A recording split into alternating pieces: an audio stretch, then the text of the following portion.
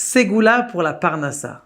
Tout le monde aujourd'hui parle de Parnassa, argent, euro, dollar, yen, CAC 40.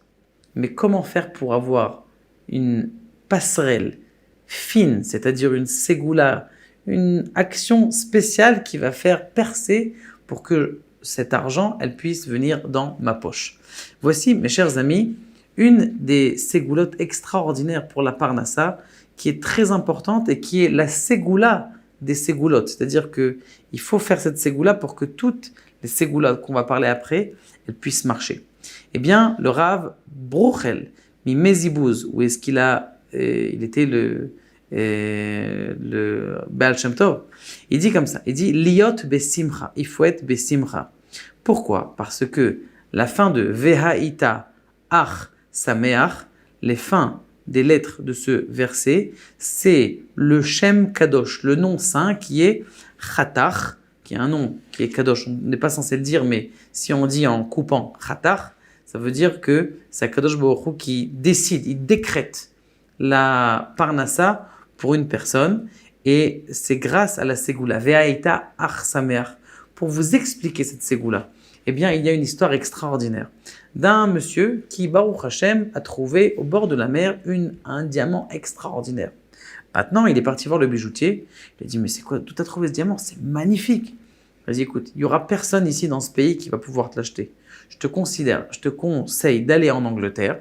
Là-bas, tu vas arriver en Angleterre et lorsque tu arriveras là-bas, tu paieras. Je dis, mais je suis pauvre, j'ai même pas d'argent pour aller en Angleterre. Comment est-ce que tu veux que j'aille à Londres? Je dis, écoute, tu vas voir le capitaine du bateau, tu lui montres ton diamant, tu dis, dès que tu arrives là-bas, eh bien, tu le payeras, tu payeras le bateau.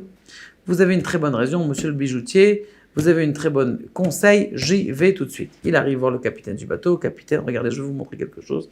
Il dit, waouh, magnifique, quel diamant, qu'est-ce que c'est ça? Il dit, écoute, je dois aller à Londres, je dois aller en Angleterre, j'ai pas d'argent pour payer le bateau. J'arrive là-bas, je vends ce diamant et je te paye. Qu'est-ce que tu penses? Très bien, pas de problème. Allez, viens, rentre. Je t'invite dans la chambre du capitaine. Magnifique. Ce garçon-là, il est dans le bateau, il est content, tous les jours il est heureux. Le capitaine, tous les jours, il arrose un petit whisky, un petit chivas, une petite vodka. Et ils sont très contents. Et un beau jour, ils ont bu un petit peu trop de whisky. Et donc, il a dit, le capitaine, bon, remonte-moi le diamant. Et il lui remonte le diamant comme ça, il pose le diamant, il regarde, il est sur la table et il continue à boire.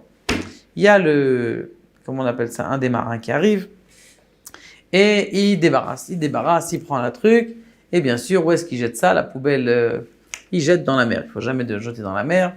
Comme vous le savez, les tortues mangent le plastique et ils croient que c'est des poulpes. Et donc, ce qui se passe, c'est que le diamant, une fois qu'il se révèle, il est au diamant, il cherche dans la poche, peut-être j'ai oublié dans la cabine, peut-être j'ai oublié là. Waouh, qu'est-ce qui va se passer, Ribono Shel Olam? Qu'est-ce que je vais faire? Qu'est-ce qu'il décide de faire? Il va me jeter. C'est sûr que si je lui dis que le diamant a disparu, eh bien, il sait qu'il n'aura pas son argent, il va me jeter du bateau. Qu'est-ce qu'il fait tous les jours? Il continue à être sa mère. Il dit, c'est pas grave, allez, je suis sa mère, je fais semblant que j'ai encore le diamant, comme si je l'avais dans ma poche.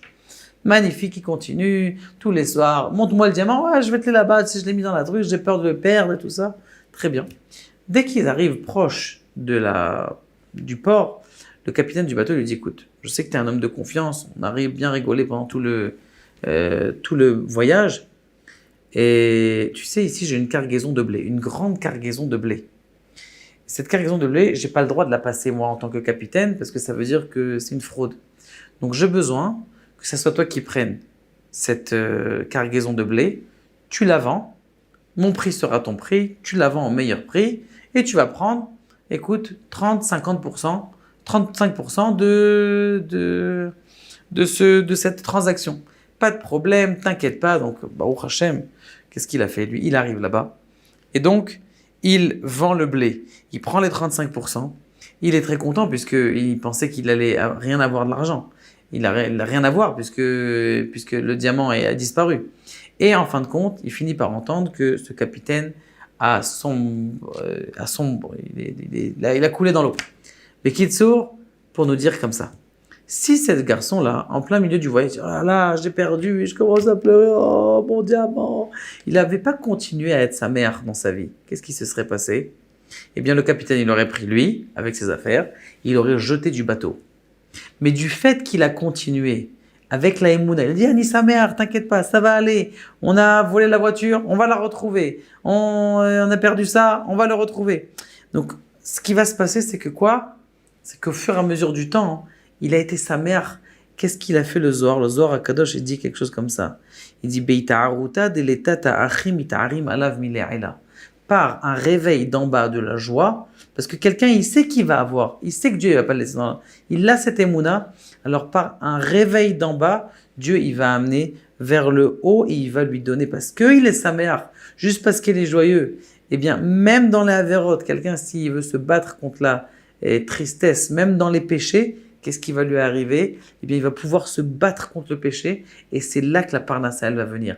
Pourquoi? Parce que celui qui est pas, il n'a pas de simcha, celui qui est en tristesse, eh bien justement, il réveille en bas de la tristesse, qui réveille en haut de la tristesse et qui empêche tout le flux divin de venir. Donc, ve'aïta, ach, sa mère, soyez uniquement joyeux, même si vous êtes dans la détresse. Baruch Adonai, Leolam, Amen, Amen.